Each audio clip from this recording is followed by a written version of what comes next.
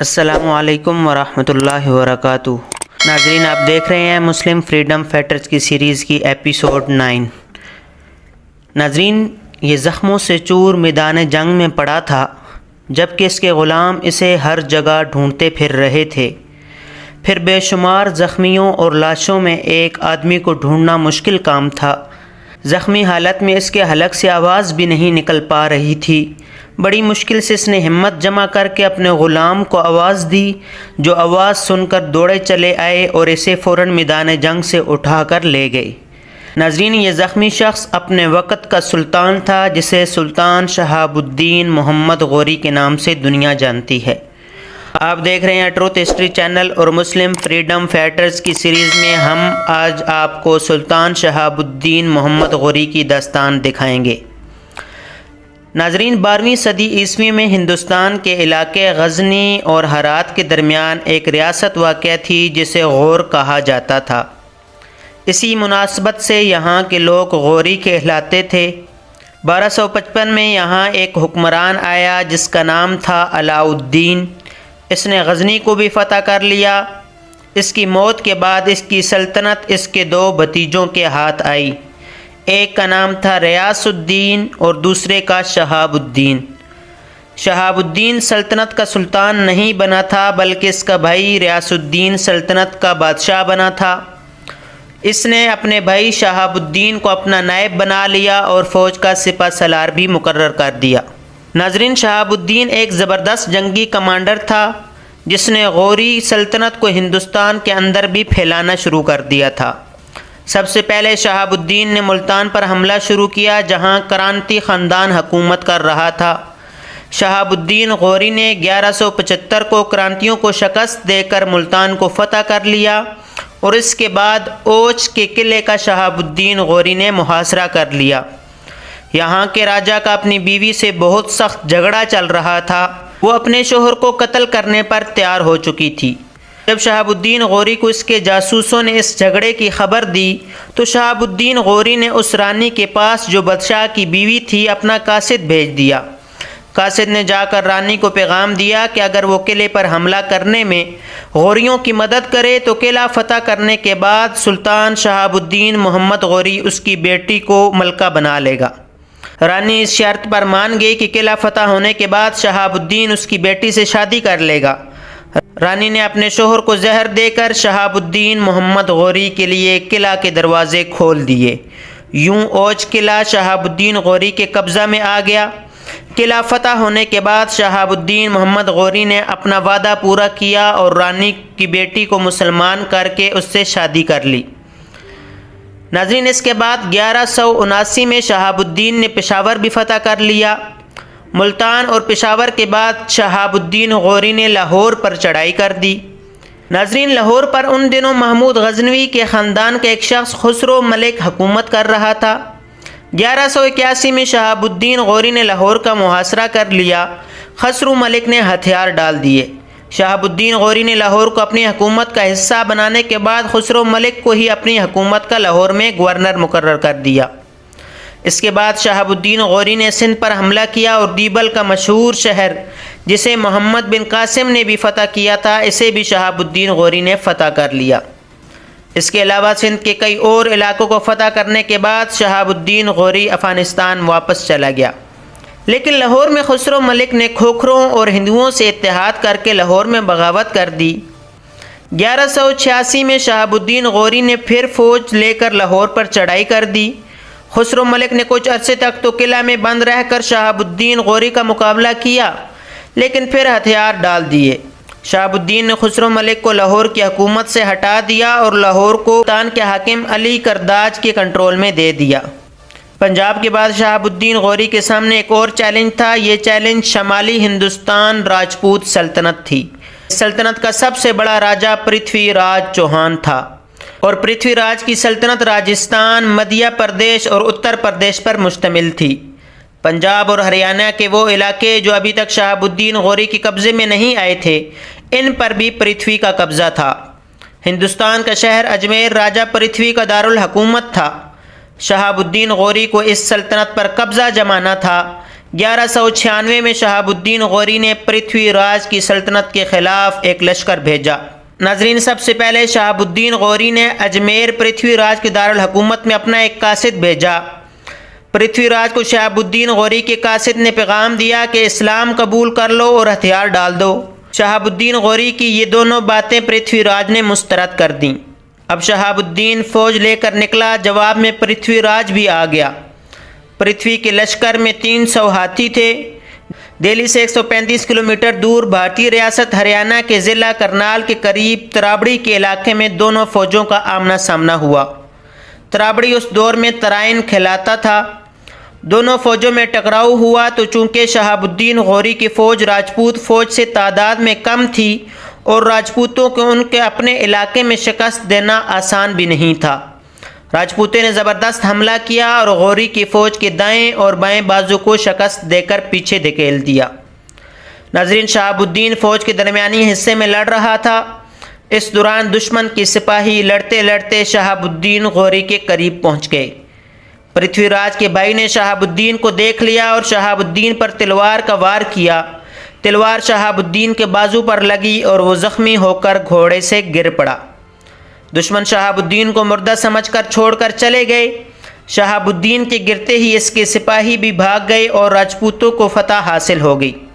ناظرین، شہاب الدین کے بھاگے ہوئے سپاہیوں نے میدان جنگ سے 40 کلومیٹر دور جا کر خیمے لگا لیے اور کچھ غلاموں کو شہاب الدین کی تلاش میں واپس بھیج دیا۔ جب غلام میدان جنگ کے زخمیوں کے پاس پہنچے تو شہاب الدین نے انہیں پہچان کر اپنے پاس بلا لیا۔ یوں شہاب الدین کی جان بچ گئی۔ ناظرین، اس شکست کے بعد شہاب الدین غوری کی انا پر سخت چوٹ لگی۔ شہاب الدین نے قسم کھا لی کہ جب تک اپنی شکست کا بدلہ نہیں لے لیتا، نہ چارپائی پر سوئے گا، نہ کپڑے بدلے گا اور نہ اپنی کسی بیوی کی شکل دیکھے گا۔ افغانستان پہنچ کر پہلے تو شہاب الدین نے میدان جنگ سے بھاگنے والے سپاہیوں کو سخت سزا دی۔ شہاب الدین اپنی قسم کا پکا تھا، اس لیے جنگ ترائن والے پھٹے پرانے کپڑے ہمیشہ شہاب الدین غوری کے جسم پر موجود ہوتے تھے، اور شہاب الدین افغانستان واپس آ کر بھی زمین پر سوتا رہا اور گھر میں بیویوں کے پاس جانا بھی بند کر دیا۔ ناظرین، 1 سال تک جنگ کی تیاریاں ہوتی رہیں اور پھر سلطان شہاب الدین غوری 1,20,000 فوج کے ساتھ راجپوتوں سے جنگ کے لیے روانہ ہو گئے۔